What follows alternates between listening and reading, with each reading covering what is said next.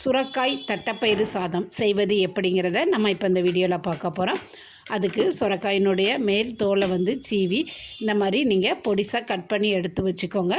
இப்போ குக்கரில் வந்து எண்ணெய் அல்லது நெய் ஊற்றிக்கோங்க. இப்போது பொடிசாக கட் பண்ண வெங்காயம் எல்லாத்தையும் போட்டு நல்லா வதக்கி விட்டதுக்கப்புறமா நல்ல பேஸ்ட்டை அரைச்ச 2 தக்காளி, 1 ஸ்பூன் வந்து சிக்கன் மசாலா, வத்தப்பொடி, கொஞ்சமாக 1/4 ஸ்பூன் மஞ்சப்பொடி எல்லாத்தையும் போட்டு நல்லா கலந்து விட்டுக்கோங்க.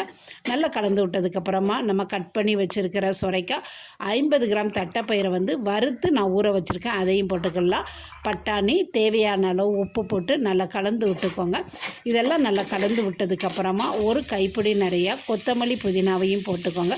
இப்போ 1 டம்ளர் அரிசிக்கு வந்து 1.5 டம்ளர் தேங்காய் பால் ஊற்றி நல்லா கலந்து விட்டு நல்லா இதை வந்து கொதிக்க வச்சுக்கலாம். அதுக்கு முன்னக்கூட்டி பேஸ்ட்டாக அரைச்ச இஞ்சி பூண்டு, பட்டை, கிராம்பு, ஏலக்காய் எல்லாத்தையும் வறுத்து பொடி பண்ணியிருக்கிறேன், அதையும் போட்டு தண்ணி நல்லா கொதித்ததுக்கப்புறமா அரிசியை போட்டு ஒரு 2 விசில் வச்சு எடுத்தால் சுவையான உடல் நலத்திற்கு ஆரோக்கியம் தரக்கூடிய தட்டைப்பயிறு சுரக்காய் சாதம் ரெடி ஆகிடுச்சு. இது அவ்வளவு டேஸ்ட்டாக இருக்குங்க. கண்டிப்பாக நீங்களும் இந்த மாதிரி செஞ்சு பாருங்கள். சுரக்காவில் வந்து நீர்ச்சத்து அதிகமாக இருக்குது. அதனால் நீங்கள் வந்து இந்த மாதிரி ஆரோக்கியம் தரக்கூடிய உணவுப் பொருளை செய்து சாப்பிட்டு பாருங்கள். இந்த வீடியோ பிடிச்சி இருந்தால் லைக் பண்ணுங்கள்.